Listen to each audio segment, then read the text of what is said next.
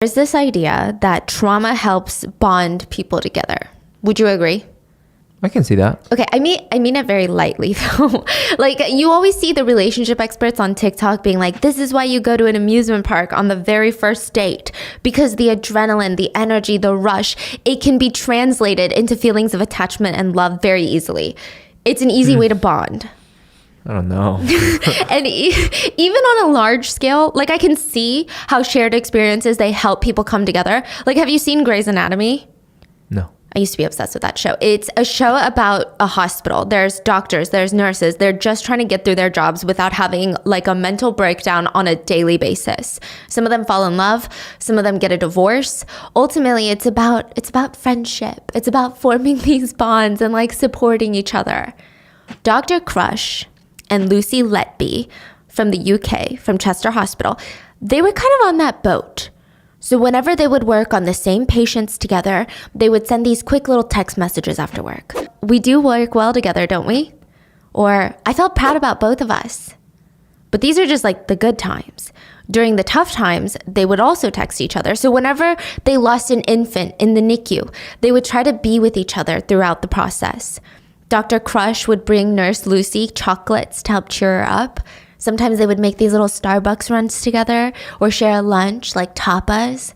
He always encouraged her and he told her, nobody cares for infants the way that you do. You are a spectacular nurse and you did your absolute best for these patients, and there is nothing more that you could have done, so you shouldn't harbor any guilt or frustration within yourself. But still, Nurse Lucy would say, yeah, I know, but I see these parents, I see them walking home without their babies, and it's just heartbreaking. And even if Dr. Crush wasn't able to take away Lucy's pain, at least she had some support during all of this. I think everyone at Chester Hospital especially, they needed some serious emotional support. Because in the past year, they had been losing infants at an alarming rate, a rate that didn't even match the national average of the infant mortality rates. So something is going on in these hospital walls, and they need to get to the bottom of it. And it seemed like Nurse Lucy, she could be the one to provide some insight. She was one of the most qualified nurses in the NICU. At work, everyone said, she's like this vanilla goody two-shoes. But they meant that in the nicest way possible. She always followed the rules. She picked up extra shifts. She did everything to a T. But at home, things were different. In a journal hidden in her room, Lucy had written Dr. Crush's name over and over and over with hearts all around it. Dr. Crush heart, Dr. Crush heart, Dr. Crush heart, Dr. Crush heart. She wrote, my best friend, my love, I wanted you to stand by me, but you didn't. Love, I trusted you with everything. One day, I won't even think of you. I'm a failure though. Broken-hearted, killing me softly. And down the hall in Lucy's home, if you opened up one of the bedroom doors, there was a bedroom decorated as a nursery with giraffes all over the walls. But the thing is, Lucy didn't have a child. She wasn't even planning on having a child. There was no other man in her life other than Dr. Crush. But Dr. Crush was already married. He already had children of his own. So she has a nursery in the house. Yeah, with no plans of having a child anytime soon. It's very odd, but that's not even the most curious thing about Lucy. But we have a nursery at home. Okay, for my niece, that's not even the most curious thing though. Okay, so that maybe we can explain away. But there was another sticky note found in Lucy's house that read, I am evil. I did this. There are no words. I'm an awful person. I pay every day for it. I can't breathe. I can't focus. I killed them on purpose because I'm not good enough for them. I'm a horrible, evil person, and the world is better without me. Then in big, bold, red letters, she wrote down the words, kill me, and circled it over and over. Could these notes be a confession? Was she responsible for the uptick in infant deaths in the NICU? This is the story of Nurse Lucy, the most evil nurse in recent times, and probably one of the more recent serial killers to have been caught. As always, full show notes are available at rottenmangopodcast.com. This case has been highly requested, and I wanted to wait till the trial was over to provide you with kind of a bit of a more complete story. I mean, this case went absolutely viral on most platforms recently because, and this is my personal opinion, I think it's crazy. I mean, there's no light way to put it. I think people were just having a very hard time understanding why someone would do something like this. And I don't think that the trial really answered any of those questions. So people are left with this feeling of like, what happened and how and why, and like nothing feels like closure. Quick side note, the victims' families have requested that they and the names of their children be kept anonymous. So the victims are often referred to in court documents as baby A, B, C, and so on and so forth, all the way to baby Q. Baby Q, that's, whoa. There's a lot of victims in this case. And I'm going to use the name that begins with the letter so it's easier for you to track. And we will be using random pseudonyms for the parents and family to respect their privacy. There are also other nurses and doctors at this hospital whose names are available online. But as a precaution, I'm just going to be shortening their names just in case they don't want their full names in the full episode. But you can find their names online rather easily. So with that being said, let's get into it. Nurse Lucy worked in the neonatal NICU unit at Chester Hospital.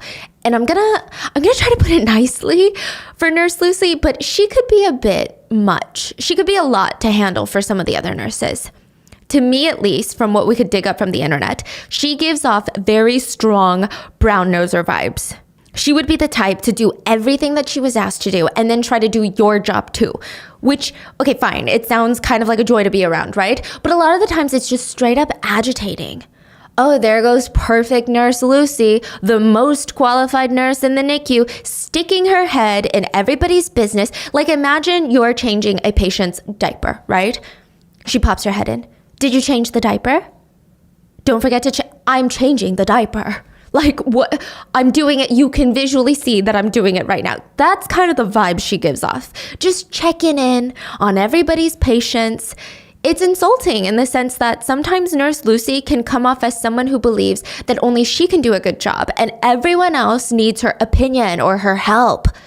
She would even be a bit too much for the parents of the babies in the NICU. So sometimes it's something particular. Sometimes it's something she says or does in front of the parents. Most of them didn't even register it at the time as being creepy because, you know, their parents in the NICU, they've got way bigger things on their minds, right? But it would be one of those instances where they go home, they finally get some rest, they're laying in bed and they're staring at the ceiling thinking, that was weird. Like, honey, did you hear that? That was so strange. Why do you think she said that? A lot of the times it was just kind of the energy she gave off. Nurse Lucy liked to hover, all at the wrong times. When parents wanted some alone time to gather their emotions, she's just hovering. When parents are grieving an unspeakable loss, she's just hovering. She's like always lingering somewhere nearby and you just feel eyes on you in your most vulnerable moments. That's how Alice felt. Alice felt like she was living in a repeat nightmare that would just start all over whenever the morning began. She didn't even know how she was going to start processing the trauma of the past few weeks. But today, she felt strangely calm. In this instance, this was probably the first time in a while that she just felt collected. Maybe it's the water. Maybe it's the smell of the baby soap. Her mind just felt so clear. And she just wanted to cherish this moment. She wanted to soak in every second of it. She focused on the feeling of the warm water. And with one hand, she's like scooping up water and bringing it over her baby's legs in the hospital baby bathtub. And then she would get half a pump of soap on her fingers. And her baby was quiet. So Alice, like any other new mom, she's trying to take the time to memorize her kid's face. She's like trying to memorize the color of her eyes, like her smooth forehead, the round cheekbones that are buried under the layers of squishy baby fat. And all the while she's having this beautiful moment with her child, she can feel this looming presence behind her. Nurse Lucy is hovering over this precious moment. To be fair, Nurse Lucy was the one that suggested Alice bathe her baby, and even though privacy right now would be nice, Alice couldn't hate her for trying to be helpful, right? Lucy said, I can take some pictures to remember this special moment if you want. Alice just wished that she would shut up, just stop talking. But she tried her best to just block out Nurse Lucy and all her questions and just focus on her baby. She needed to use all her focus to memorize how it felt to hold her baby in her arms. Her baby who was too still in the water. Her baby that would not be coming home with her. Alice's water broke at 27 weeks. That is 3 months too early. We actually went through this with my sister, where my sister's water broke early, not 27 weeks early, but she was turned away from the hospital. The hospital didn't believe Alice either. When she was like, my water broke, they were like, no, it didn't. She was sent home, and 3 days later, she was rushed to a massive hospital and gave birth prematurely. And at first, baby was doing fine. Baby was okay. After being transferred to Chester Hospital, though, that's when her precious child flatlined 2 times, and the 3rd time, doctors were unable to save her. So that's how Alice found herself burying her tiny baby the day before her original due date. So it's a special type of pain for Alice, and her family had already moved out all the baby stuff so that she wouldn't have to see it, she wouldn't have to process that emotion, and that just the visuals of that would be so heartbreaking. But she couldn't escape the fact that moms, when they give birth, their bodies crave that baby. Because your body is confused. It's very hard to tell your body, like, hey, baby's not here, and that's okay. We're going to get through it. Your body is like, I've worked like 10 months. Where is my child? The day after the funeral, so the original due date of Alice's baby, a letter appears in the family mailbox. It reads, "To the family, there are no words to make this time any easier. It was a real privilege to care for Isabel and to get to know you as a family. A family who always put baby first and did everything possible for her. She will always be a part of your lives, and we will never forget her. Thinking of you today and always. Sorry I can't be there to say goodbye. Nurse Lucy." Okay, so nurses don't usually send letters like this to the families of the parents, but you could argue that Lucy had gotten to know the family well during their time at the hospital. Maybe she just wanted Alice and the rest of their family to know that the loss of baby Isabel has impacted all the nursing staff at Chester, and that her baby would never be forgotten. But Lucy wasn't telling the full truth in the letter. There are things that she left out, like how Alice's baby was the 7th baby to die in the NICU unit that year. She talked about how the whole staff had been affected, but they weren't just affected by sadness or grief. They were sad, yeah, but they were also very worried, and maybe even a little bit suspicious. 7 babies? That's way above the national average. That doesn't even make sense. The nurses and doctors weren't sure what was wrong, but each baby, they had died of health complications due to being born premature. It seemed natural, but then again, infant mortality rates had never been this high at Chester, so why the sudden spike? So there were these rumors going around. Because, when you don't have an answer, there's rumors. Mm-hmm. And the first rumor was, okay, this was like a smaller rumor, but it was a rumor that Chester was haunted or cursed, or maybe it was the air or the water supply. Something was bad in the water, tainted, contaminated. Maybe some new medical equipment was interacting with the NICU infants in an odd way. It just didn't make sense.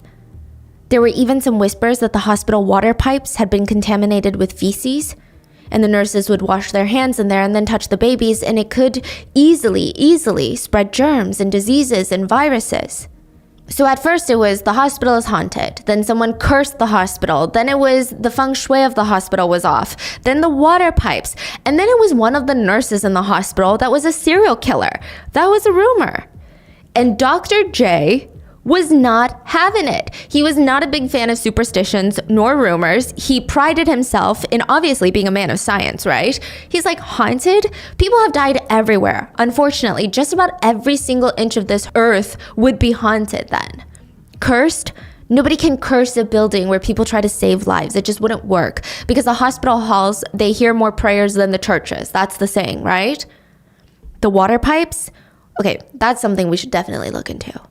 But the rumor that Nurse Lucy was somehow involved in the deaths of a ton of babies in the NICU, that to Dr. J feels like a pending lawsuit ready to implode. You're saying that there are suspicions of her already in the hospital by the coworkers. By the other nurses and some of the doctors. That she's like a full-blown serial killer. And Dr. J is like, that literally doesn't make sense. He's like, The hospital doctors, the managers, you can't just go around whispering to each other about how she might be involved and try to ruin her career and reputation without any concrete evidence. That is a ticking defamation lawsuit. That is an employer lawsuit waiting to happen. That's what he thought. Until one day, he's walking by the NICU hallway on the way back to his office when he heard the alarms just blaring. A baby is coding. But after 1 or 2 seconds, the alarm stops going off. He still makes that immediate detour into the NICU, and he sees the baby in the clear plastic box wriggling around, and he sees Lucy Letby. And it's just an eerie sight. He said, like, standing like a tombstone over the baby's box. And I'm sure there was something in that split moment. Maybe she was just staring at the baby in a certain way, something that he just felt immediately uncomfortable. Probably unnatural. Yeah. Not a normal response in that moment. It was just weird. It was weird. And, you know, the rumors were that every baby that had died or had been in critical condition had collapsed. Nurse Lucy Letby was there. And here she was again. But he didn't have time to think about that. The blood oxygen readout was super low. The baby's heart rate was elevated. He ran over. He sees the baby laying there and his blood is running cold. The baby is supposed to have a breathing tube on. Baby Kayla was 12 weeks premature and her lungs hadn't finished developing, but the breathing tube wasn't on the baby, in the baby. It had been pulled out and laying next to baby Kayla, and now baby Kayla's chest is not moving. So Dr. J grabs the tube, hooks baby Kayla back up to the oxygen. Her chest is finally moving. She's still showing these minor signs of distress and discomfort, but her blood oxygen levels are evening out. It's a close call. Nurse Lucy stood there most of the time without doing anything important. This is what he said. She looked busy. She was going through papers and adjusting machines, but she wasn't actually doing anything. Like, imagine a baby is dying and I'm kind of like organizing the machine, kind of like straightening it out. Dr. J felt like she was doing random things that made her look busy without actually getting anything done. Like, that's one thing though, if you work a 9-to-5 office cubicle job doing that. It's another thing when you're doing that when there's a dying baby right next to you and you're a nurse. So when he leaves the NICU, Dr. J feels so shaken up. He didn't even go back to his own office like he had originally planned. He goes straight to the head office of the neonatal unit to talk to Dr. B. And he realized 3 things. 1, Nurse Lucy was the only one in that room with the babies. 2, when Dr. J walked in, she wasn't doing anything already to help the baby, but the alarms had already sounded. Why wasn't she in action? 3, Dr. J clearly heard the alarm turn on and then turn off again, but when he got to the room, the readout was still low, so the alarm should have still been sounding. Did the alarm fail and it just stopped, or was the machine broken? Or did someone manually turn it off? And you're telling me there's no cameras in these rooms? So the NICU in the UK didn't have cameras until 2020, mandatory. This is 2015. Wow, Yeah. Come on. So he wanted to believe that the baby pulled out her breathing tube on her own and the whole alarm thing was just a coincidence, but he couldn't explain away the fact that Lucy wasn't doing anything to help the baby. But at this point, there's still not much evidence that Dr. J or any of the nurses or any of the doctors had. Like, there's nothing that they could do right now. They were playing a very dangerous rumor game. If it turned out to be false, they could ruin an innocent woman's life and career and face a massive defamation lawsuit that would probably put this hospital out of business. If it turned out to be true, then they would need a lot more evidence to get her behind bars, and that would be difficult. Because unfortunately, death is a numbers game, and humans have like the losing end of it. So no matter how much each nurse and doctor on that floor begs and prays not to lose a patient, that's just not how it works. All they can do is their best and hope that they're fighting off death for their patients with everything that they have, but sometimes there's just nothing more that you can do. You've exhausted all the resources. So for that very reason, the first death in a string of very suspicious deaths was actually not alarming at all. That's not to say it wasn't devastating or heartbreaking, don't get me wrong, but it wasn't like setting off these red alarms in everyone's minds. June 2015 is when it all started. There were these two twins in the NICU, baby Andy and baby Bella. They were born inside of the Chester Hospital, and they were actually born 9 weeks premature. So their mom, Renee, was classified as a high-risk pregnancy, and carrying the twins full term was just putting way too much stress on her body. It would be dangerous for not only her health, but the baby's health for them to stay in there any longer. And so she's freaking out. She's a first-time mom, and the doctors are like, you're going to have an emergency C-section, like, right now. And the nurses are like, don't worry, everything's going to be okay. Your babies are going to be fine. We have an amazing NICU unit. We have so much experience giving care to premature babies. They're going to stay safe and warm in their cozy little boxes. You can visit them all day. They'll get the care that they need. And then you guys can all go home once you're all ready, okay? They honestly were just trying to get her heart rate down before the C-section. And she knew it, but it helped. The birth went perfectly fine. I mean, both of the twins, they did have some complications, and both of them were sent to the NICU to receive care. But I mean, the nurses showed Renee her babies. The parents were allowed to hold them, and the nurses pinky swore, we're going to take good care of them. You need to go back to your room and rest.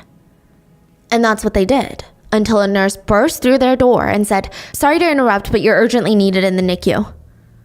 They had no idea what was going on. So they leave their little forks of food because they were eating dinner, and they rush to the NICU. And they kept asking the nurses, what do you mean? Like, what's wrong? What happened? And the nurse doesn't respond. She's just speed walking to the NICU. These are all very, very bad signs. Renee could feel this pit in her stomach that something was wrong with her babies. When they arrive, there's a team of doctors huddled around baby Andy. One doctor had 2 of his thumbs side by side on Andy's chest. These are how tiny these babies are, okay? Most of these babies weren't even 4 pounds. Most of them are premature, most of the victims. So just think about how tiny they are. 4 pounds? Yeah. Oh my goodness. Sophie was like 8 pounds when she was born, yeah. Wow. And the doctor is like pushing down once, twice, 3 times. And Renee could see the sweat just dripping off his hair. There was another doctor in the corner of the room that was drenched in sweat, catching his breath. It looked like he had been doing CPR. And finally, a nurse told the parents, we're not really sure what happened. His alarms went off. He's been receiving CPR for about 40 minutes, but his pulse is not going to come back. We called you so that you could say goodbye. Renee couldn't even process what was going on. Her baby was fine yesterday. Her baby was fine this morning when they saw him, and again in the afternoon, but suddenly he flatlined. Like, there's no answers. What do you mean? She just felt this guilt. She had this autoimmune disease. So mom had an autoimmune disease that made her blood clot more than it should. So she's thinking, maybe I passed it on to one of my twins, and something happened and Andy's blood couldn't get where it needed fast enough, and maybe it's all my fault. The doctor kept performing CPR, but Andy was already blue in the face. The more CPR they did, the more damage they would likely cause his little body. And Renee didn't even know how to respond, and she just felt this hand on her arm, and it was her mom. So baby Andy's grandma was in the hospital, and she must have heard the commotion. And she looked at her child, Renee, and told her something that I don't think any mom should have to tell their child, which is, it's hard. I know it's hard. But you have to let go, okay?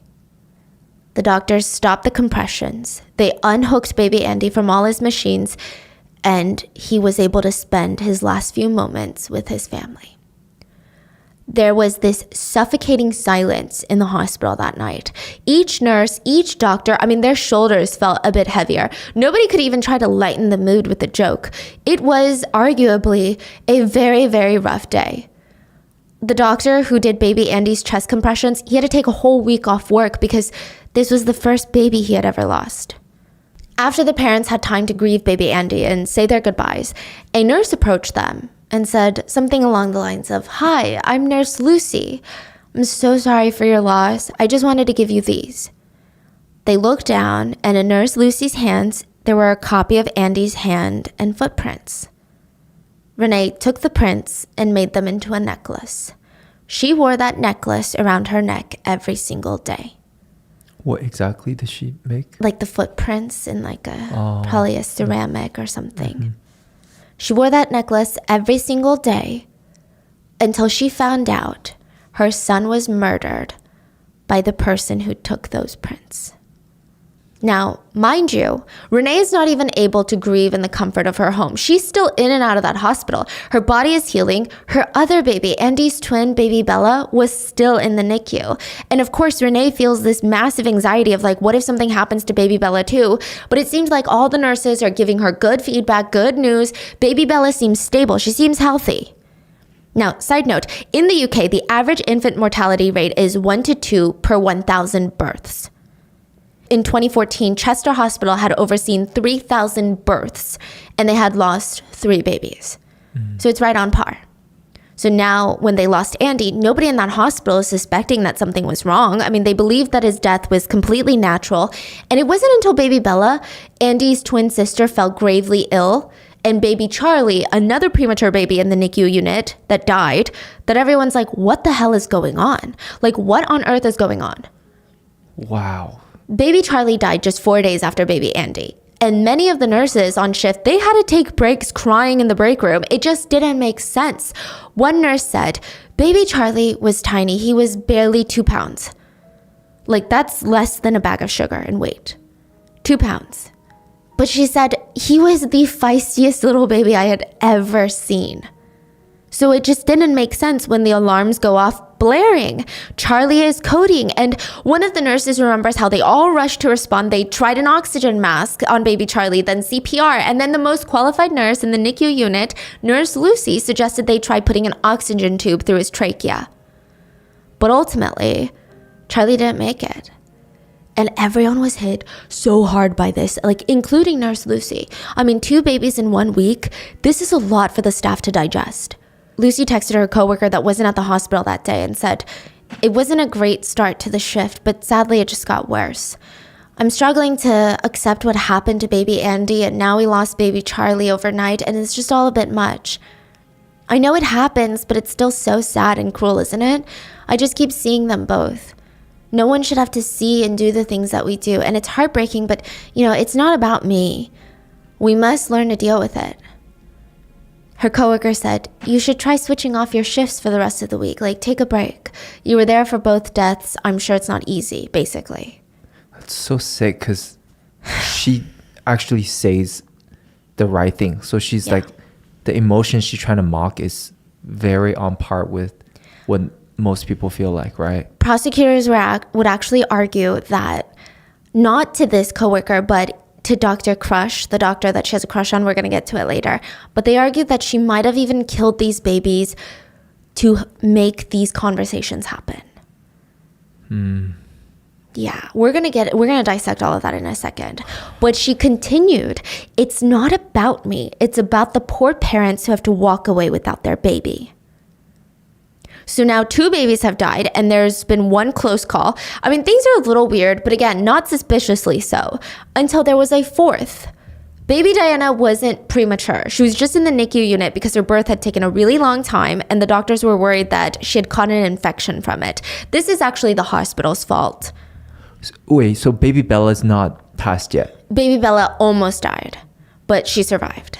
Oh. Yes. So baby Andy, baby Charlie, and now baby Diana. Baby Diana was not premature. The other 3 babies were premature. Baby Diana was actually in the NICU because of a mistake that the hospital made. So I believe when a mother's water breaks, but no one accepts it, or like she doesn't go into labor, something of that sort, the baby is very likely to get an infection, and so is the mother. So one of the first things that the staff do are put them on antibiotics, but someone forgot to do that.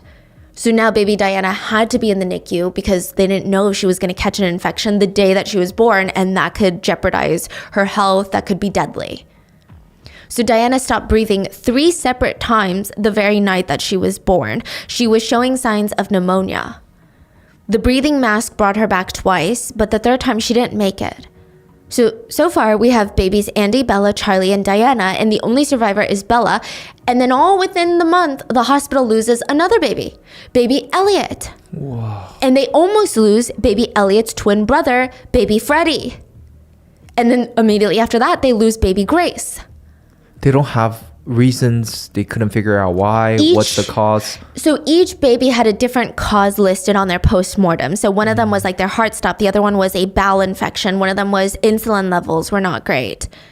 So it did seem natural, but it still didn't make sense. Even if it was natural, like, it's just a puzzling thing. So Dr. B, the head of the neonatal unit, he's sitting in his office with a pile of papers probably this high in front of him, and he's got records of all the 5 babies that they lost this year. 5. Within like a month too, okay? So it's not even like spread once a month, you know?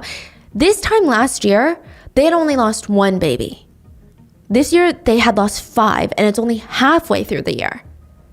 It's his job to figure out what the hell is going on. He could be seen coming out of his office with dark circles just dragging all the way to his chin. When he wasn't working with patients, he spent every single second in his office trying to figure out what the connection was with all of these sudden infant deaths. It just didn't make sense. There was no connection. Baby Andy's heart stopped. Baby Charlie stopped breathing. Baby Diana died of pneumonia complications. Baby Elliot had a bowel infection, most likely from birth complications relating to the placenta. Baby Freddie's body was producing too much insulin. And baby Grace was given a 5% chance of survival at birth because of how premature she was. There's no connection. So it's not like, oh, the water is tainted, it's in the water, right? Dr. B felt like he was going crazy. And no, this is not like the silent killer of South Korea. There would be no emails to figure out what kind of mysterious illness was sweeping the nation. It was just going on inside of Chester Hospital. So he's like, okay, this is in my unit and I need to find out what's going on and I need to find it fast. He thought of everything. He thought maybe there's something in the preemie baby formula. So all the premature babies are being fed a certain formula. Maybe it's in there. But there are other premature babies that had consumed the same formula, but they were fine. Then was it the air, the water? Hospital air filters are cleaned regularly up to standards, and the hospital ran off city water. Initially, Dr. B never suspected a healthcare worker, let alone anyone from his team, to be responsible. I mean, the very people that he works alongside to save lives, yeah, no, he's got faith in his team. They were as devastated and as confused as he was, and he could see it on their faces every day. Each day they came into work, they looked more exhausted. They looked more emotionally drained. They looked so upset. So he pulled up the shift chart to see which nurses or doctors he could talk to when the deaths occurred, just to get a better sense of what was going on. But that's when he noticed something that was just very chilling. For every single shift where a baby died, collapsed, or came close to dying, Lucy was on staff. She was there for every single one. There were some nurses that had been on shift for 2, 3, maybe 4, even 5, but Lucy had been there for every single one. She was the only one that had been there for every single one. And Dr. B started laughing. He's like, okay, I'm losing my mind. Okay, I need to go outside and touch grass because just because Lucy is on shift doesn't mean she's in charge of those babies. He pulled up her charts. In fact, she was only in charge of 1 or 2 of the victims that died. Okay, you know, that makes sense, right? Each nurse has to take care of 3 or 4 babies at a time per shift. Lucy had other babies in other rooms, not just in the NICU, and all the babies who died or who had close calls, they were all in the NICU. So maybe it's not Lucy, maybe it's still just the NICU. Something's going on there. He didn't want to say it though. But maybe there was a feeling that Lucy's not a serial killer, but maybe she's the curse. Because this happened soon after she was hired. Maybe she just had bad omens. It's messed up when you think about it, to say that someone just carries bad luck with them or comes into a new place and bad luck strikes because of them. It's mean. And since he knew Lucy's background, it felt even more mean-spirited.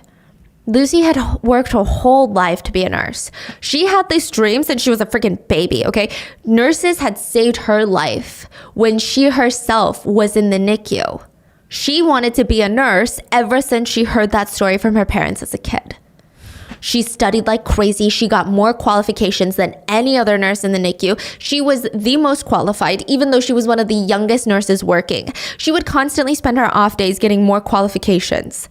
She was only 28. Her former boss and colleagues, they only had amazing things to say about her. They all said, she's incredibly hardworking. Vanilla goody two-shoes. That's how they describe her. But still, the deaths had absolutely nothing in common but Nurse Lucy. And Dr. B couldn't help but be suspicious now. He brought it up to his boss, and by the time that his boss saw the email and replied to it, 2 more babies had already died. The email response was not what Dr. B was expecting. Basically, they said, you know, it's unfortunate, but it's all just a coincidence. There's no proof of anything. First of all, Lucy has a great track record, and all the babies had died of natural causes related to their birth and nothing else. They were all premature, and most had difficult or high-risk pregnancies from the get-go. Side note, a lot of people had problems with this response because it felt like the unit manager, so Dr. B's superior, wasn't even trying to listen or figure out what was going on in the NICU. Yeah. It seemed like they were just shutting down any ideas at all that Lucy was involved.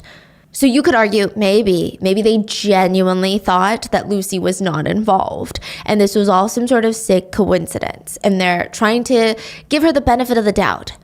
Or two, people said it's like they don't want to open Pandora's box. Yeah. Like imagine you're in this long dark hallway and at the very end is this door and behind it you hear all sorts of terrifying screams and growls and scratching noises. When you open that door, there's no going back. Whatever's behind that door is coming out and you don't know what it is. Maybe it's a monster. Maybe it's a speaker playing monster noises. You don't know. So they're like, let's keep the door shut. Yeah. Let's never open this door. Put a do not open sign on it. And you say 2 more people die in that process? Yeah, 2 more babies. Yeah. I mean, I guess we'll never really know what the unit manager was thinking, but it is just a little weird. These are all just speculations. Now, the unit manager more or less told Dr. B that there was just no way that a nurse was involved in the uptick of infant deaths in their hospital, especially not Nurse Lucy. She's the most qualified nurse in the NICU, and she's the type that took her job so seriously, maybe to the point where other nurses might want her to loosen up a bit. The unit manager said, look, Dr. B, I can personally vouch for Lucy. She's a good nurse. There is no way that she's connected to all of this. Dr. B was like, yes, I respect your opinion, but of course, lives are being lost. So I'm going to go over you and request a meeting with a few of the hospital executives. He emails them in March. They don't even email him back till May. So for months, they don't really talk to him. But at least in May, he gets in front of them and he tells them everything that he knows. So again, it sounds like he's the only one that cared. Yeah, him and a few of the other doctors, Dr. J and 2 more doctors. So 4 doctors from the unit cared, but he's the head of the neonatal unit. So he's doing a lot of the communications with the superiors and the executives.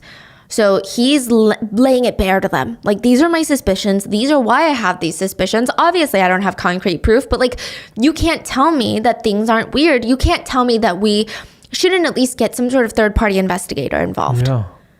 The conversation allegedly went something along the lines of, was she the charge nurse for all the instances? Meaning, was she the nurse in charge? No, a lot of the time she was in another unit, but she was on shift. But she wasn't assigned all the babies in every instance. No, and the manner of death was all natural? Yeah, so it's a coincidence then. It's unfortunate and it's tragic, but it's a coincidence. The executives recommended that he switch Lucy from the night shift to the day shift. All these instances had happened at night, so if it really was a coincidence, then changing Lucy's position should have no effect. So in late May, Lucy was switched to the day shift, and it just seemed like Dr. B wasn't the only one that suspected Nurse Lucy of something. They didn't know what yet, but they suspected her of something. Like the other hospital staff, they started analyzing everything Lucy did, and they had been putting together these little pieces. Some of the nurses actually started whispering to each other, saying that Lucy was just a little bit too interested in NICU babies. She kept popping into the NICU unit when she was assigned to other units. For example, Nurse Ellis was assigned to 3 to 4 babies one night in the NICU. She was on shift with Lucy, but Lucy was assigned 3 to 4 babies in another unit, so not the NICU. Lucy's babies were healthy babies, and they were in another place down the hall. She had no reason to be in the NICU that night, but while Nurse Ellis is giving care to her babies, every time she would turn around, there was Nurse Lucy, cooing at the babies, checking their vitals, and at first, Ellis is trying to keep it polite, like, oh, sorry, is that baby yours? I thought I was assigned to that baby. I could be wrong, but let me go check my charts real quick. And then Lucy would be like, oh, no, you're right. I was just stopping by because she's so cute. I'll get going now. But 5 minutes later, it would happen again. And Nurse Ellis would be at the computer updating the baby's chart. And when she turned around, there was Lucy. Oh, hi again. Something wrong? Anything I can help you with? No, everything's okay. When it happened a third time, Nurse Ellis was very frank with her. She said, Lucy, this is my baby under my care. Please go back to your section. Obviously, hindsight is 2020. I did see some people online arguing about whether these particular nurses should have known something was wrong. But like, really? I feel like I would be annoyed at my colleague, but my immediate thought, and maybe I'm still just too naive, was, oh, God, she's so annoying. Yeah, it's like to suspect that it's almost you have the darkest.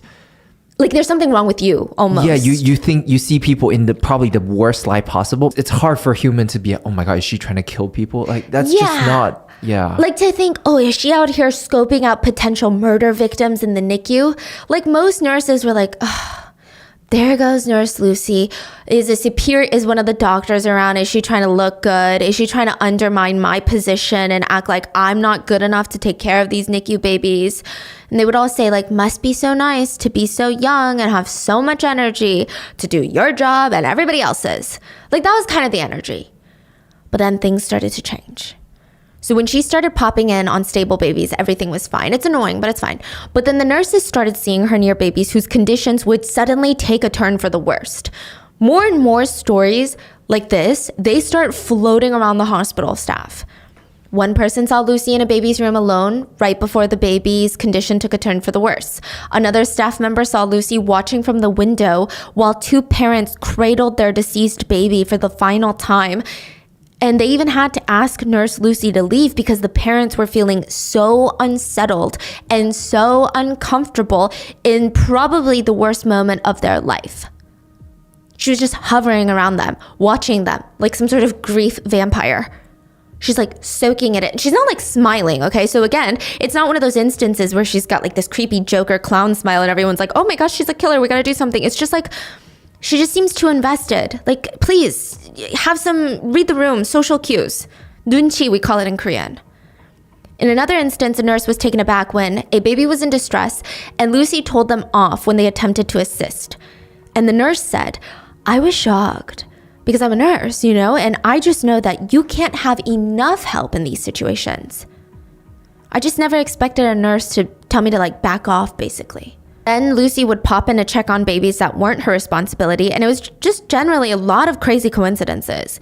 When Lucy was on the night shift, these crazy coincidences happened during the night shift. When she was switched to the day shift, all of a sudden they started happening during the day. So everybody knew about the rumors, even Nurse Lucy. She was really upset about them, okay? And she wasn't afraid to voice her disgust. She said she had been nothing but a great nurse since 2012, and it's been like 3 years, and these random rumors are popping up out of nowhere. She told the other nurses, yeah, maybe I would understand if there was some sort of probable cause, big or small, but the whole thing is based on coincidence, a coincidence that is the hospital's fault to begin with. And you're like, what do you mean the hospital's fault? Lucy would argue, they say I'm on shift for every single death. That's true. Lucy knows that's true. Everyone knows that's true. But Lucy argued, because I'm literally always on shift. To give you context, Lucy was a 28-year-old nurse who lives alone, no family, no boyfriend, not a lively friend group or a crazy social life. She had given up her whole life to becoming a nurse, she argued. And because she doesn't have a ton of personal obligations like many of the other nurses that had kids or elderly parents to take care of, Lucy would inevitably end up picking up shifts. One of the nurses has to take her kids to a dentist appointment, Lucy would pick up her shift. Another nurse has to go to another city to care for their elderly parents, Lucy would pick up her shift. Lucy pretty much just took every shift that she was asked for. And out of everyone in the hospital, she probably had the most shifts, yeah.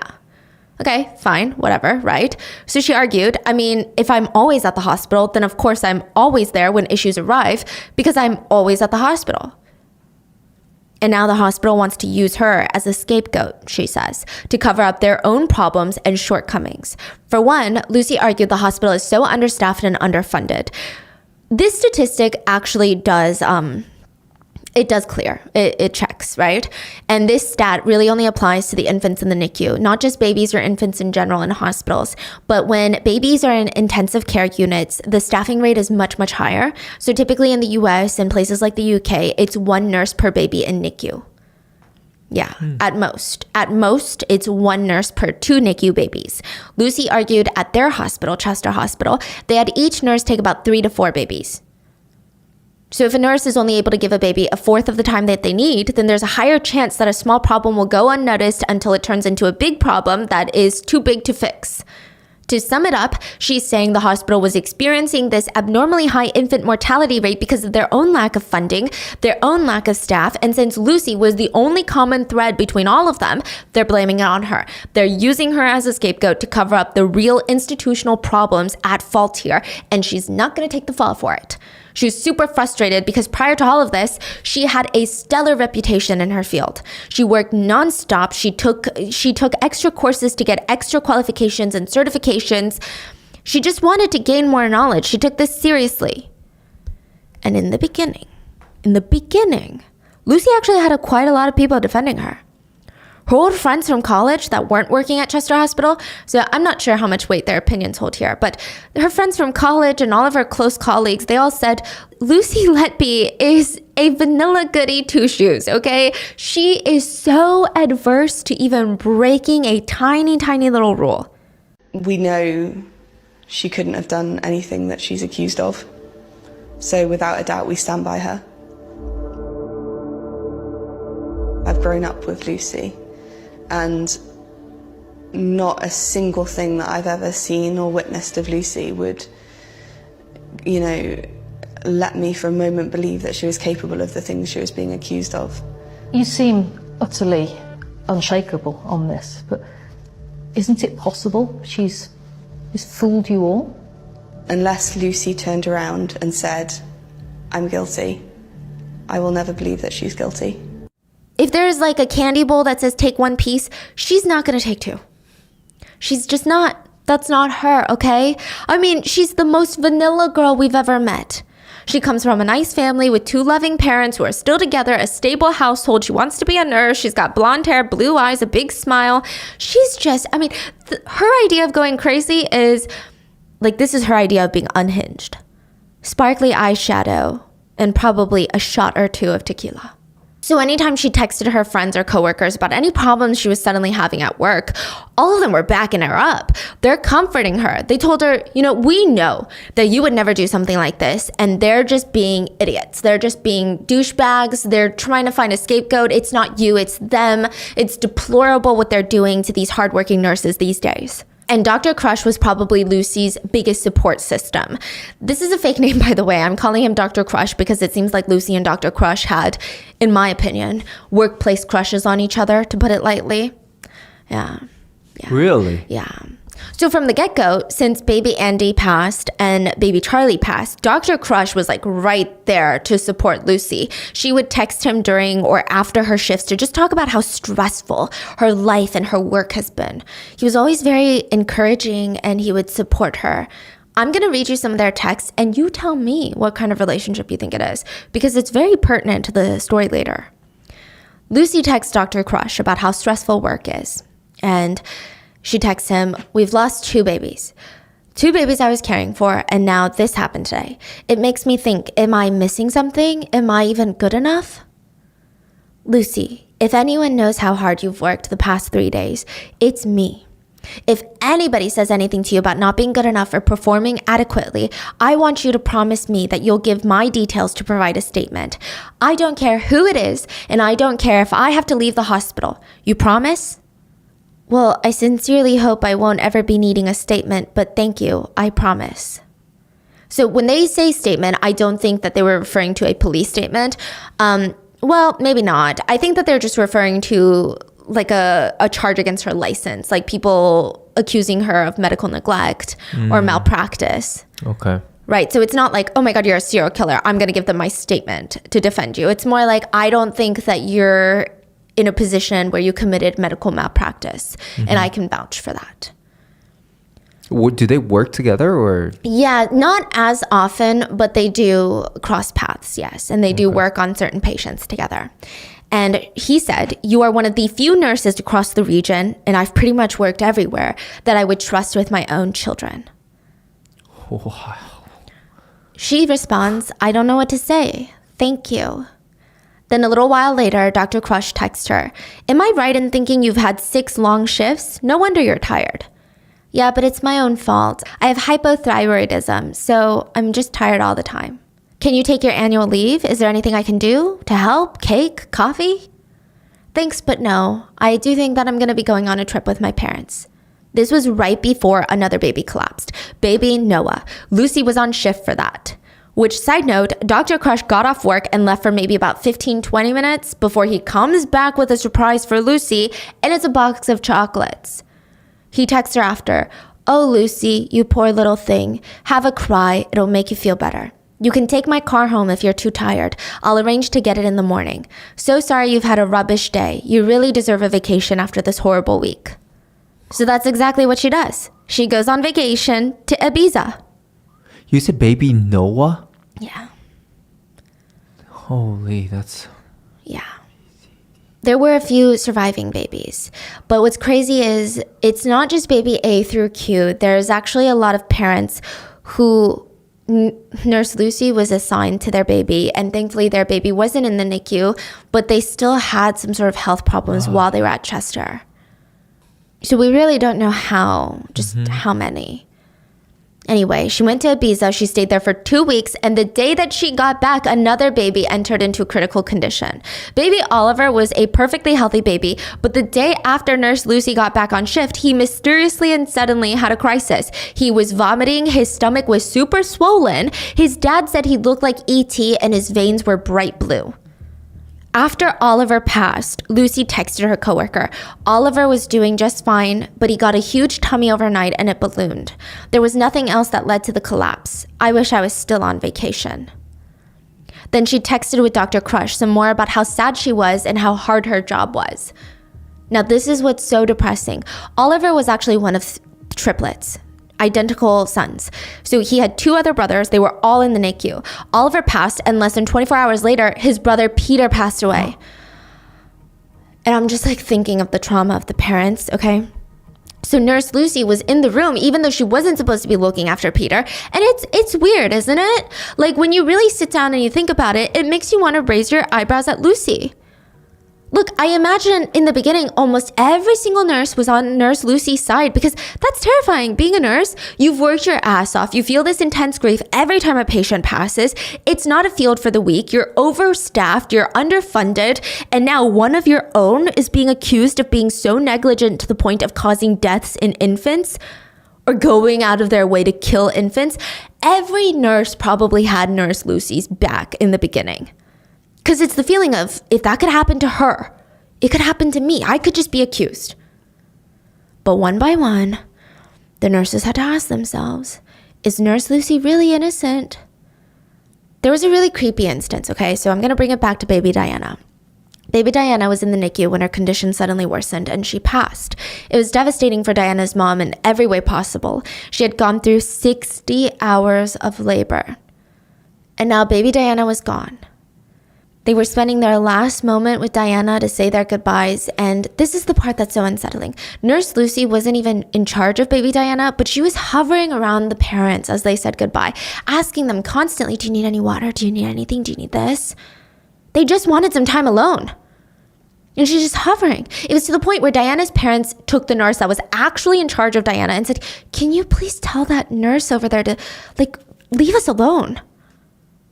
That nurse talked to Lucy about it, but it was just one of those things where she couldn't stop thinking about everything else that had happened, and it just felt unsettling. So she told a few of the other nurses about what happened, and one of the coworkers was like, oh my God, the same thing happened to baby Charlie. When baby Charlie was in critical condition, doctors knew that there was nothing more that they could do. Parents requested life-saving attempts to be stopped so that they could spend a little bit of time with Charlie, have him baptized by the hospital priest, and spend time with him, right? Well, Lucy went in with a ventilated box, basically a box, like a coffin, if you will. It didn't look like a coffin, but it's essentially a coffin, and asked if they wanted to put baby Charlie in there. While they're spending time, everyone else was under the impression, when they're ready, they'll let us know they're ready. But she barges in there and is like, do you want to put the baby in here? The parents were horrified. This is so traumatic. Imagine you are dealing with so much trauma, so much emotion. You're spending your last moments alone. Your baby is technically still alive. Your baby will die, but right at this moment, they're still alive, and a nurse comes in with basically a box and is like, you want to put your baby in here? It just felt really unsettling. It didn't feel helpful. It felt weird. So they talked to their nurse, and that nurse had to talk to Lucy. And Lucy didn't think so, okay? She didn't think she was being weird. She texted her coworker, I was just trying to be considerate. Why do things like this always happen to me? So now the other nurses, they're getting fed up with all these little weird moments. And one of them thinks, you know what? I'm just going to freaking text her. I'm going to text Lucy, see her thoughts on the matter. So she texts, hey, Lucy, there's something odd about that night and the other 3 infants that went so suddenly. And Lucy goes, what do you mean odd? We lost 3 and in different circumstances. I don't know. Were they that different? Ignore me. I'm just speculating. I think that this is weird. And I don't know, maybe some people are just not as conspiracy theorists like I am, but I feel like if I was a nurse and these babies were dying, I would engage in this conversation. I would say, yeah, why have there been so many babies that have been passing recently? Like, you think that the hospital executives are missing something? Like, you think the doctors have done something? Like, what's going on, you think? You're saying Lucy's response was really odd, right? She was just like, what do you mean odd? They all died in different circumstances. Yeah.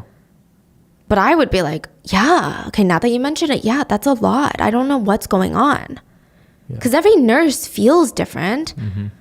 So the way that Lucy responded, it just didn't sit well with the nurses. And then it happened again. So baby Elliot had blood coming out of his nose and mouth. Doctors and nurses immediately rushed in and tried to give Elliot life-saving measures. But baby Elliot stopped moving, stopped crying. They couldn't bring him back.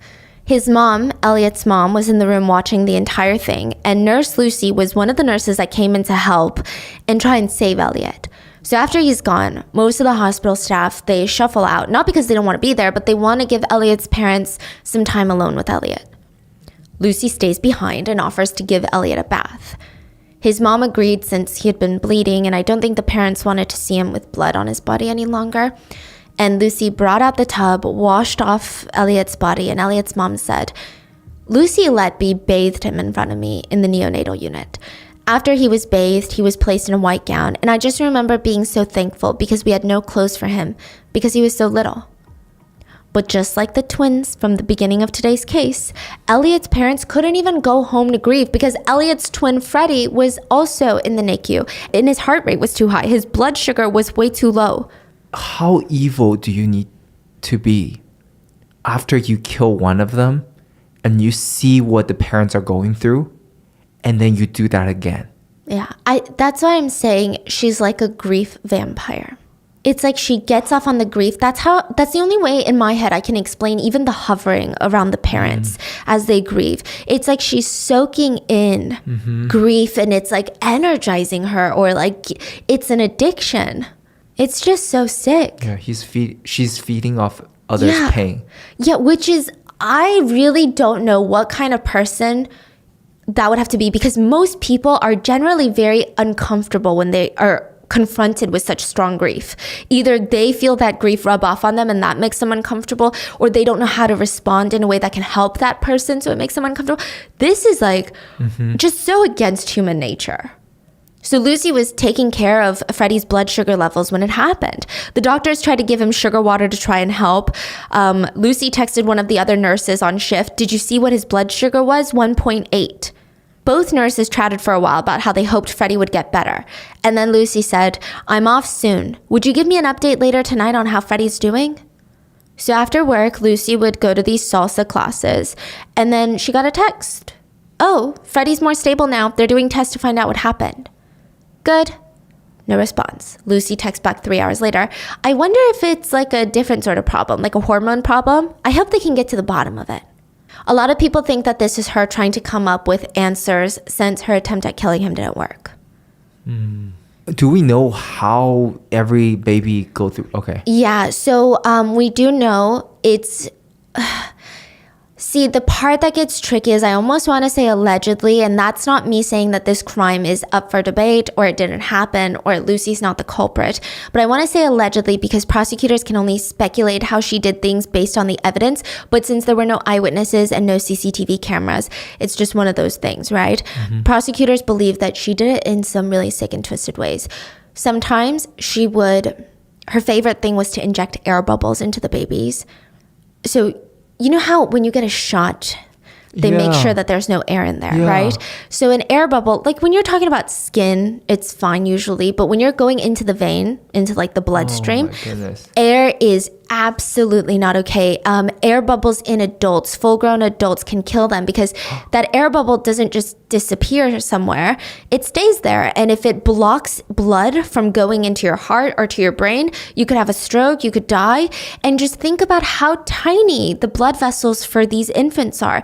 They're not even like 4 pounds. So air bubbles, they can kill adult beings. Think about what they can do to a newborn baby. Then if sometimes she didn't feel like doing that, she would inject air into their stomachs via their feeding tubes, and it would cause their stomachs to balloon, and that's why one of the fathers said he looked like E.T. Oh my gosh. And that can really crush like their diaphragm and all these other things so that they can't breathe. There was evidence of physical assault in some cases. They believe that she would take medical instruments and or tools. She would take the feeding tube and jam the feeding tube directly into the throats of the babies, and that's why some of them were bleeding from the nose and the mouth. One of the babies had liver damage that was so intense that doctors said they only saw that type of liver damage in children who had been in very bad car accidents. Sometimes she would just add a ton of insulin to their feeding tubes as well, killing them. And it does seem like sometimes she would just literally take out their breathing tubes. Wow. It almost sounds like she's like trying whatever she can think of on these babies. Yeah. And then I imagine sometimes if someone survives, she probably will try something else on the next baby. Yeah. And like, okay, I really don't like to relate cases to my personal life because I feel like there's nothing in my personal life where I've dealt with that can in any shape, way, or form compare to the grief that a lot of these victims and their families have felt. But we recently went through something with my sister where my niece was in the PICU. She coded multiple times. Her heart stopped multiple times.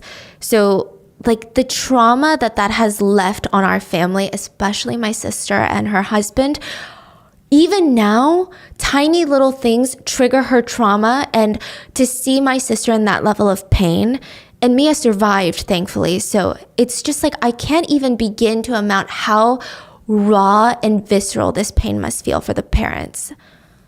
Thankfully, Freddie survived, and the doctors, they chalked it up to an imbalance in insulin in his body. Weeks later, Dr. B would find out the truth. He would be in his office again looking over paperwork when he found something interesting. Baby Freddie's insulin levels were high, but his C-peptide levels were not high. So think of insulin and C-peptide like a couple in a honeymoon stage. They don't go anywhere without each other. So if your body is producing too much insulin, then the C-peptide levels are going to be very high as well. If the body is low on insulin, the C-peptides are low. It's just naturally like that. But Freddie's C-peptides did not match his insulin levels, which means that his body is not creating excess insulin. So are you catching my drift? That means the insulin must have come from an outside source. Then Dr. B looked at who was in charge of Freddie's last feedings, and he only saw 2 people in charge, or 2 shifts that were in charge of his feedings. Nurse Lucy was the one that gave him his feedings both times. Yeah. So his very strong scientific belief was someone put insulin inside of baby Freddie's feeding bag. Every other nurse said that they didn't do that. Lucy denied it too, but just with all these other coincidences, it's not looking good. And then remember the triplets where Oliver and then his brother Peter died? Mm-hmm. Before Peter passed, he was in critical condition, and another nurse remembered checking up on Peter, and Lucy said out of nowhere, he's not going to make it out here alive, is he?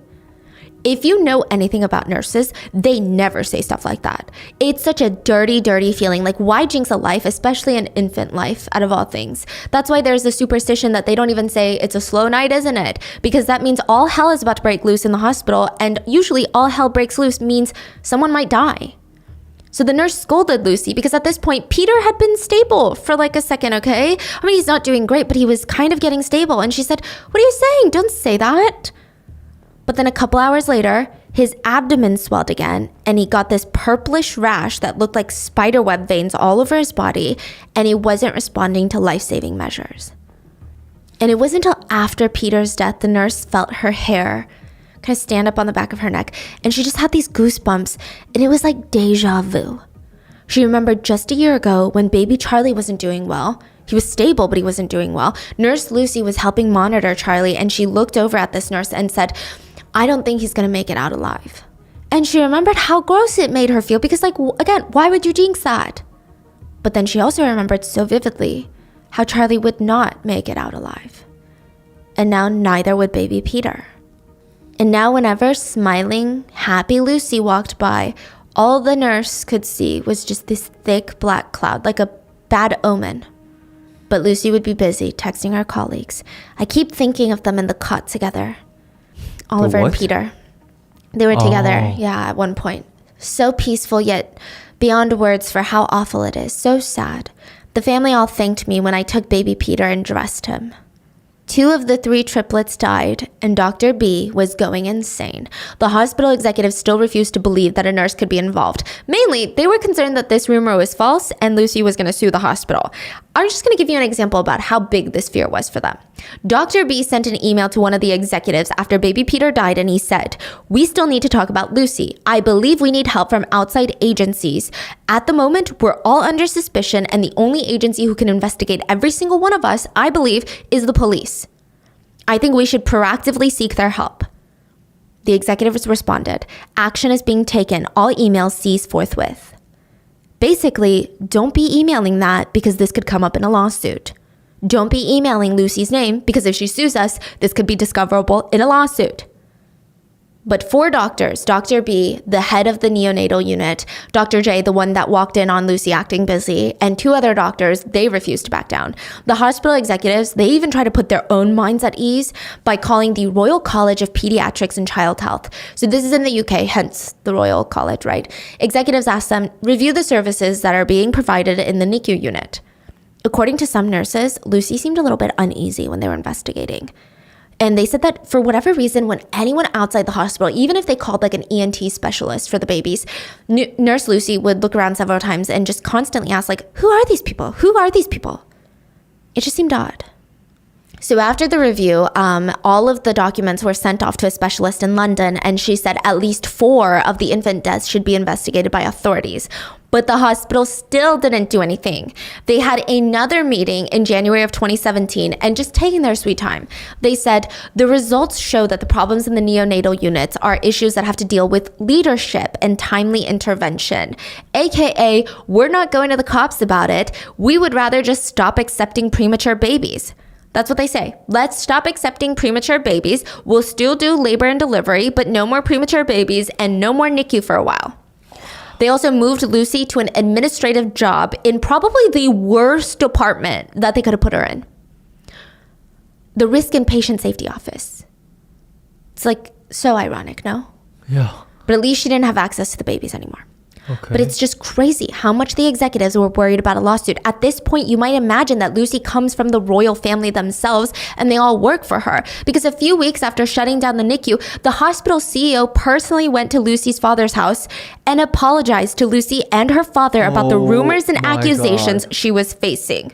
Wow, how ironic, dude. Like this is unbelievable. Yeah, he came back and advised the other board members of the hospital to apologize to Lucy as well. They even tried to get the 4 doctors, they're called the Gang of 4 in the This UK. is like the Black Mirror episode.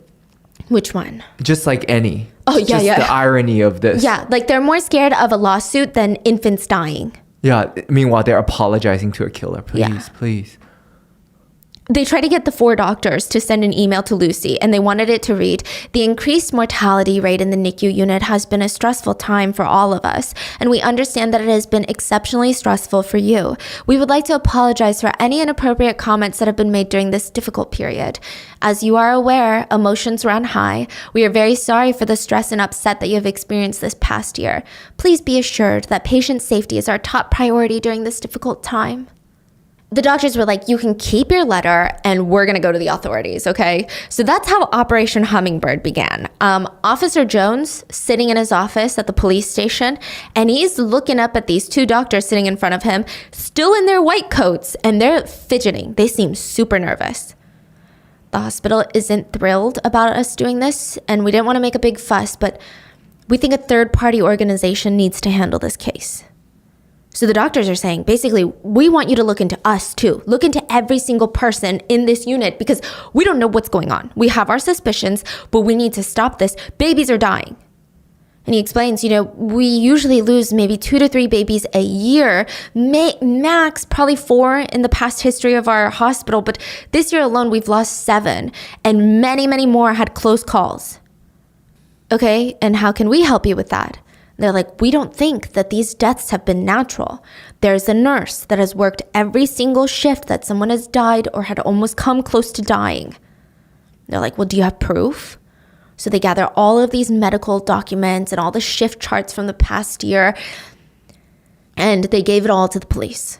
The investigation would take 1 year. They would have to pull medical records, shift charts. They would go to eyewitnesses, nurses. They talked to doctors, nurses, families, everyone.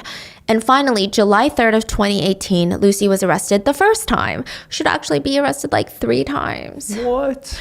Yeah, the whole ordeal was pretty anticlimactic. We do have some body cam footage, but Lucy looks vaguely confused. It's hard to say whether or not she's faking the confusion, but I thought the reaction was telling, okay? Just like put your mind in that position for 1 second, okay?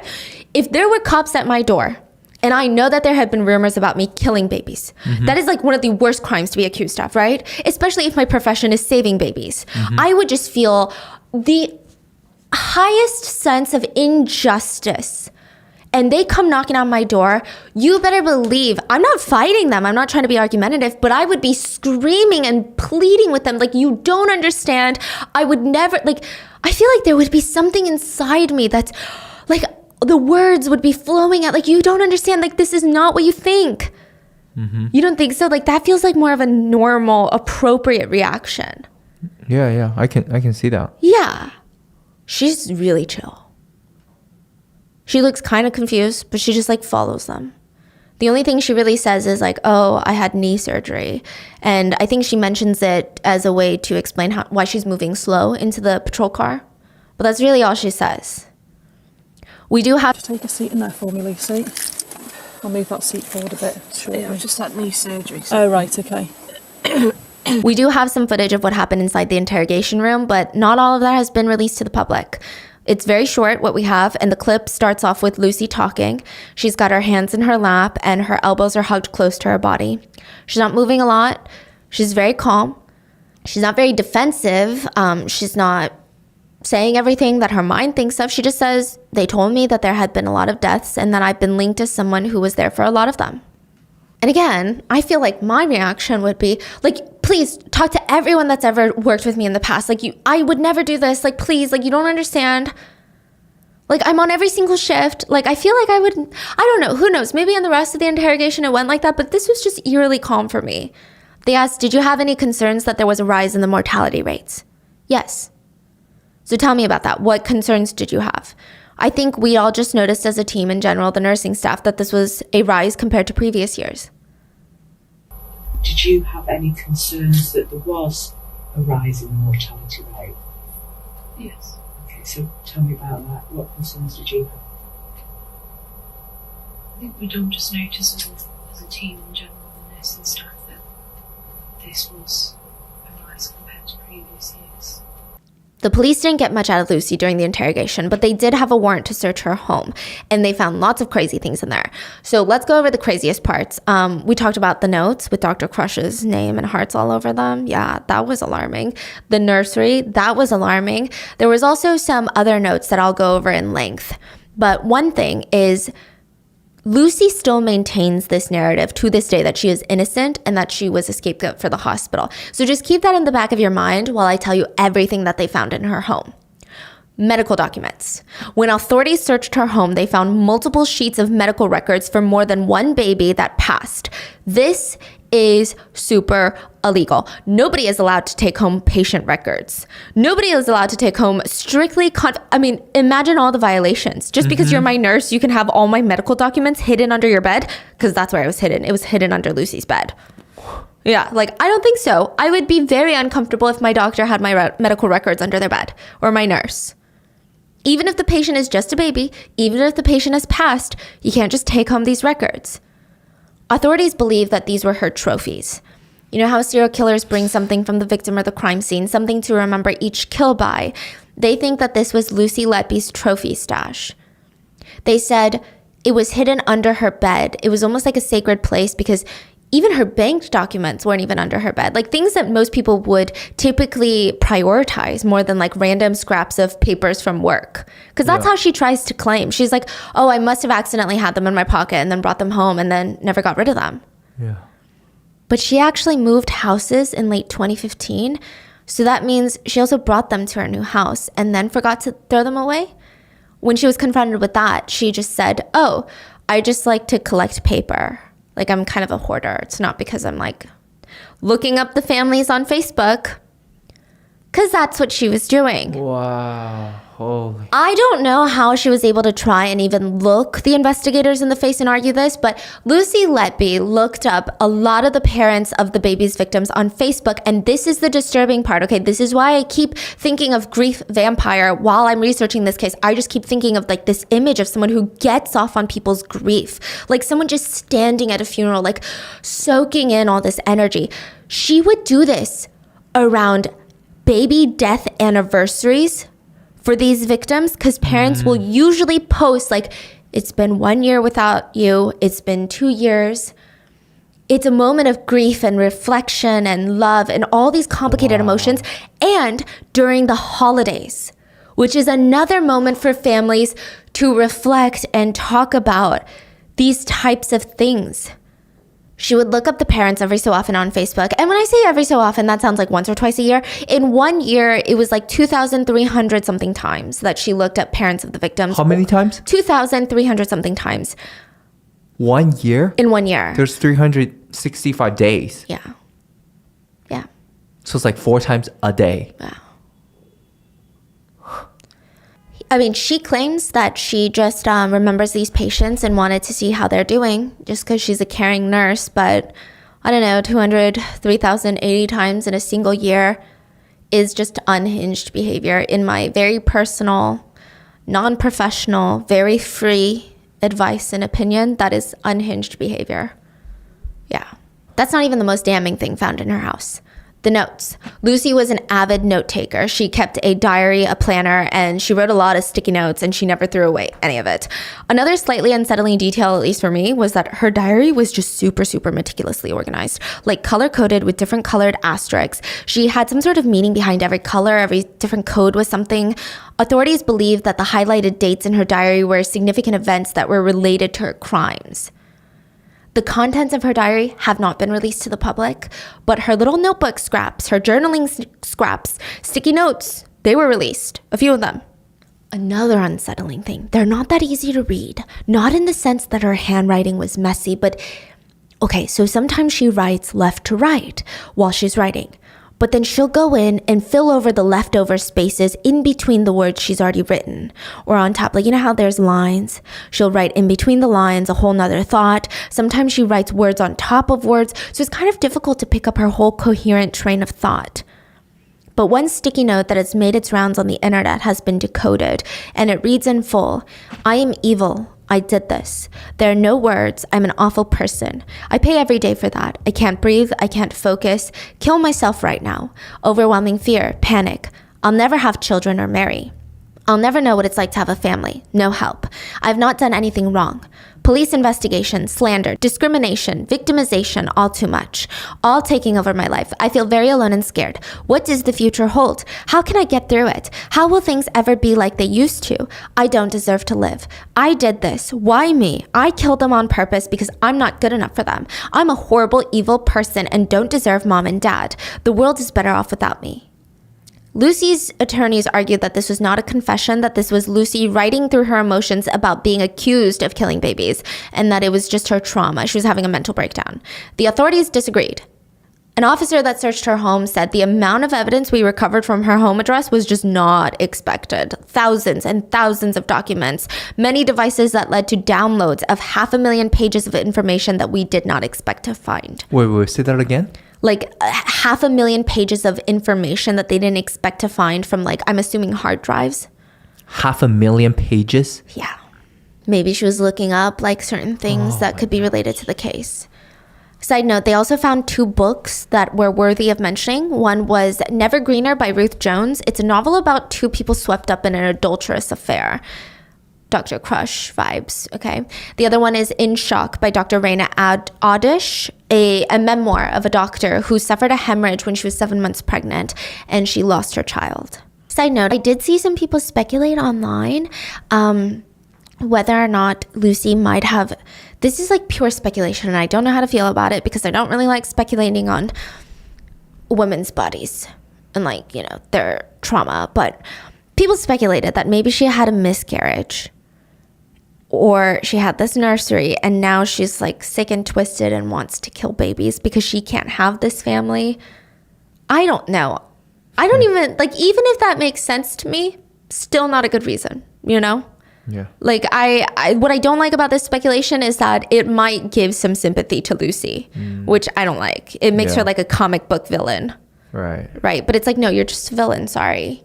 So somehow Lucy gets off on bail. But in 2019, 1 year later, a full year later, she was rearrested and had to come in for more questioning. She somehow gets out on bail again, and she's rearrested the third and final time, November of 2020. She was now being charged with 8 counts of murder, 10 counts of attempted murder. So how did she do it, right? I talked about the air bubbles that were injected into her veins or into her stomach, and that's where the rash came from. So all of the babies had this weird bluish, purplish spider web rash on their bodies. So it's speculated by experts that those were the air bubbles. So it would trap the blood and then blood couldn't travel. Whoa, right. Yeah. But Lucy would continue to argue that she didn't do any of that and she was just a scapegoat. The trial itself was emotionally draining for the victims' families. Lucy's attorney kept trying to delay the trial, claiming that Lucy had trauma because of her arrest. It's just rough for the parents. Her attorneys claimed that she had PTSD, so she was allowed to bring in a comfort blanket and a small stress toy to the trial, which to me, don't get me wrong, as someone who deals with a lot of anxiety and other mental health issues, okay, I'm like, yeah, I like a comfort blanket. I like a stress toy, right? But imagine who brings that to trial, first of all, okay? And then imagine the parents and how they feel. Their children never got to go home to the warm blankets that they have prepared for them, the toys that they excitedly bought before giving birth. Yeah. They This would is never. like probably the worst thing you can let her bring to the court Yes. in front of the parents. It's like, oh, I'm so weak and I'm like a child. She even looked at the jury and was like, oh, I have PTSD from my arrest, so I get startled at anything. There would be like a pen dropping in the trial courtroom and she'd be like, and everyone's like, okay, what? And I'm not saying trauma like that doesn't exist. You often see that with veterans or people who have witnessed some sort of gun violence, typically, is what you'll see that in. And I'm pretty noise sensitive too, and I have pretty strong reactions to like loud banging noises, but a pen dropping when you're in a courtroom and there's so much other things going on, I don't know. I might look, but like it was weird. Everyone was like, it's just really not, it was gross. Yeah. So the killer was just sitting there clutching a stress toy because she had PTSD from being arrested. Some of the most notable things to happen during the trial included Dr. Crush taking the stand and stating that he didn't believe Lucy was in love with him. Lucy also testified to say that she didn't love Dr. Crush and only ever saw him as a friend, which I don't even know if I've ever written my own husband's name with a heart next to it in a journal somewhere. Like, okay, but also to do it over and over and over again, like that's not even love. I don't know what that is. That'd be just creepy. The prosecutors accused Lucy of killing all those babies to get Dr. Crush's attention. They said Lucy put those babies in a crisis situation because it gave her something to talk to Dr. Crush about.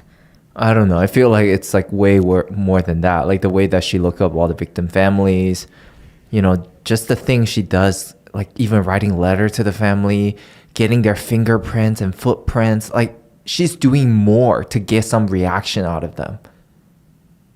You know? Yeah, it's like, I feel like there's multiple things wrong with her. So on one hand, she gets off on grief. On the other hand, she wants people to almost baby her.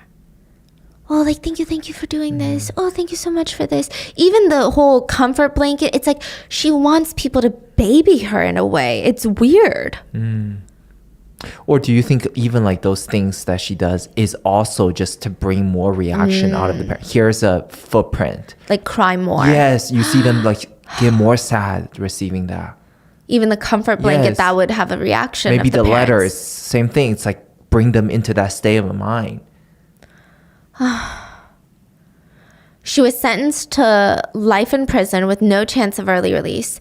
The judge said that Lucy was especially cruel because she was the person that was supposed to take care of these babies. Some of these babies were only a day or a few days old, and it just takes a special type of person to hurt someone like that. You murdered 7 babies and attempted to murder 6 others. In the case of one of them, trying on separate occasions 2 weeks apart to murder her. You are now to be sentenced for your crimes. Lucy did not even show up to sentencing. She skipped it. Like, she's just casually skipping class. Okay, the victims' families found it incredibly disrespectful. It felt extra gross. It's like, oh, if I show up to the trial, I can try to get the jury on my side, but they've already decided, so no point. I didn't know you could skip that. Well, she had to go to the courthouse, but she was kept in the little prison jail holdings that they have down there. So she's like, I don't want to go. Yeah. Because her sentencing is going to be her sentencing. It's not like because she skips it, it's not going to happen. It's just going to happen without her. But the fact that she didn't go is just so gross. It's like she doesn't need to try and show up unless it helps her. Unfortunately, the one question that the trial didn't adequately answer, at least in a lot of people's opinions, was why the hell did she do it? The prosecutors argued that she did it for Dr. Crush's attention. But I feel like, again, there's so much more to it. I think that's why this case went as viral as it did. I think everyone was sort of waiting for some sort of motive so we could wrap our heads around it. But that didn't even come during the trial. Some argue that it was Munchausen by proxy. She wanted babies to die so she could text her coworkers and friends about how hard her life has been. She wanted sympathy, attention, and praise from everyone around her.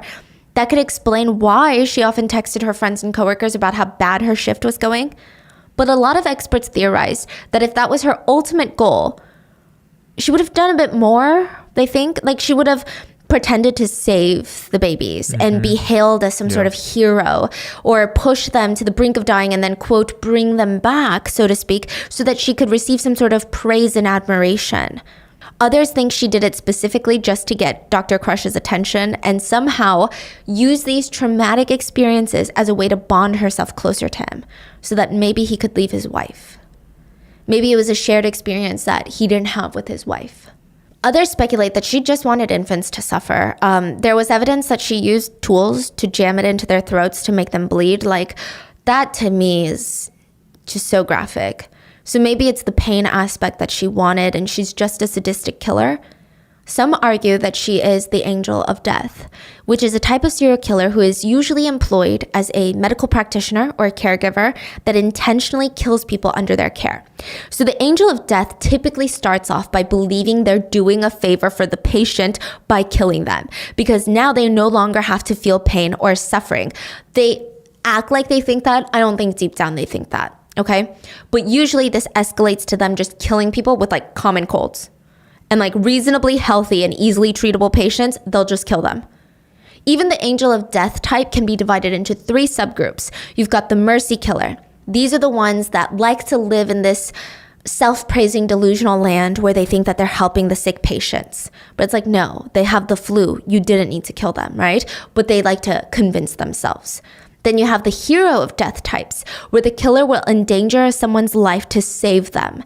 Usually the victim doesn't even end up surviving, but everyone around them looks at them like, wow, you really gave it your all. You really cared. Then lastly, you just have the sadistic ones, the ones who exert power over helpless victims, and it seems like Lucy fits best in this latter category. I mean, her text messages make me also kind of lean towards the wannabe hero, but she just didn't do enough as a healthcare professional. And I think that she knew that. Like, even Dr. J was like, she looks like she's acting busy. An expert said she committed her crimes quietly. She wasn't playing some heroine. She didn't go out of her way to provoke any attention, which is interesting. Some killers enjoy killing. They like playing God. They get a kick and a pleasure out of it. She causes harm and purely just gets pleasure out of it. Yeah, that's what I think too. As I'm listening is, I feel like she has zero care for these babies. She doesn't even see them as humans, or she doesn't care about them. I think her goal is not even killing. Her goal is to see other people suffer. So the parents and everyone else suffering, and the kids are the collateral of her trying to see other people in pain. So she goes for the twins. She goes for the moms again and again and again. Yes, okay. The twins thing, I was thinking like, I thought it was so interesting that there were a lot of twins in today's case. I thought originally maybe the doctors could sum it up as some sort of genetic condition. So instead of like two separate babies from two different families, if they're from the same family, maybe it's genetics, right? But as you're saying that, I'm like, oh, because after losing one baby to lose another baby, it's probably a different level of grief from just losing one child. Not to compare, it's not a comparison game, but it's like a further enhancement of that grief that maybe she wants to see. Yeah, she just saw that. She just saw this mom breaking down. Yeah. And now she's trying to do it again. Like, that's what she's feeding off on, like, from what I'm hearing. Like, that's so sick. And the kids are just collaterals for her to get there. Yeah. Like, you know, like we talk about serial killers. There's even killer years later, they feel regret, right? They're like, oh, this is consuming them. Yeah. Like this feeling is consuming them. Like I don't even think that crosses her mind about what she does. She's just thinking about like the families, what they're doing. And then she wants more of that. She's not feeling regret. She wants more. Other people trying to block it out, but she wants more. And she's hunting them down on Facebook. Yeah. Yeah, and I think also to go after parents, because you always hear like losing a child is a very unique type of grief nobody will understand.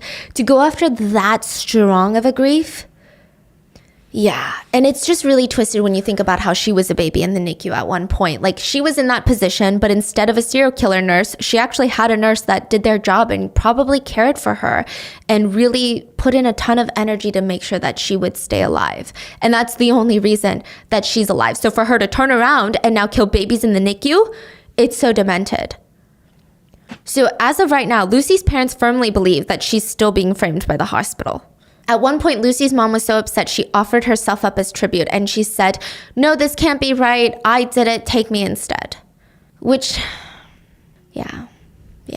You'd be surprised. There's actually a couple more people that defend Lucy. She's got quite a bit of supporters. Most of them are her old friends who knew her. And one former friend said, "Unless Lucy turned around and said, 'I'm guilty,' I will never believe that she's guilty. She is kind, gentle, and soft. And I can speak for my whole friend group that we just know that she couldn't have done anything she's accused of. So without a doubt, we stand by her." I grew up with Lucy, and not a single thing that I've ever seen or witnessed about Lucy would let me to believe that she was capable of something like this. I don't know. Maybe they got swept up in Lucy's arguments about how she was the scapegoat. I have to admit, some parts of her arguments, I was like, okay, yeah, I could see that. Maybe not in this case, but I could see it. But how can you argue the hospital's mortality rates after Lucy was fired? Before baby Anthony died, the infant mortality rate at Chester was in line with the national average. Then it spiked to 7 a year when Lucy was working there. The infant mortality rate after she was fired and arrested went back to 1 per 1,000 births. As of right now, Lucy is looking for a retrial, and even if that happens, it'll probably take another year or so. So we'll just have to keep an eye out for that, for more information that comes out. But baby Charlie's mother said, "I will always remember the overwhelming wave of emotion that I felt when I first held Charlie. I understood right then and there the bond and immediate love between a mother and their baby. The way he smelt, the feel of his fine hair on my chin, my tiny feisty boy, my firstborn, my son. The trauma of that night will live with us until the day we die. Knowing that his murderer was watching us throughout these traumatic hours is something out of a horror story.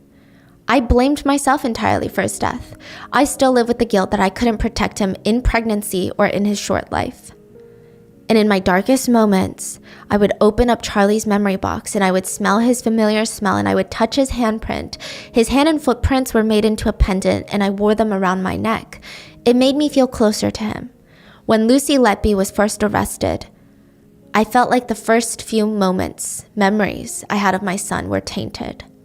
She had taken those footprints. I felt so conflicted I stopped wearing my necklace. But now that we know as much about my child's death as I believe we will ever know, I feel I'm able to wear his hand and footprints again for the first time in 5 years. I now know that they represent the love that I have for my son, and I will not allow evil to taint that. And that is the story of Lucy Letby, the recent case of a nurse turned serial killer. What are your thoughts? And please stay safe. And I'll see you guys on Wednesday for the main episode. Bye.